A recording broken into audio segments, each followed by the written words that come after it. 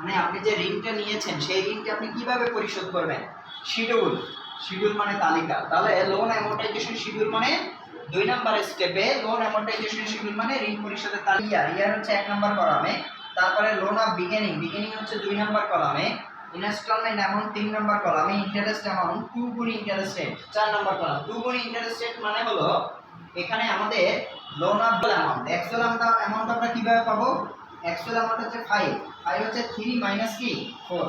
তার মানে এই যে ইনস্টলমেন্ট অ্যামাউন্ট, এই ইনস্টলমেন্ট অ্যামাউন্ট থেকে ইন্টারেস্ট অ্যামাউন্টটা যদি আমরা বাদ দিই তাহলে অ্যাকচুয়াল অ্যামাউন্ট আমরা পেয়ে যাব। লোন অফ ইন্ডিং আমাদের পেতে হলে দেখেন লোন অফ বিগিনিং থেকে যদি আমরা পেয়ে যাব, এই হচ্ছে মোটামুটি আমাদের স্টেপ নাম্বার 2। তো এরপরে আমরা চলে যাব স্টেপ নাম্বার 3 তে। স্টেপ নাম্বার 3 তে আমরা চলে যাব। দেখেন স্টেপ 3 তে আমাদের বের করতে হবে ডেপ্রিসিয়েশন।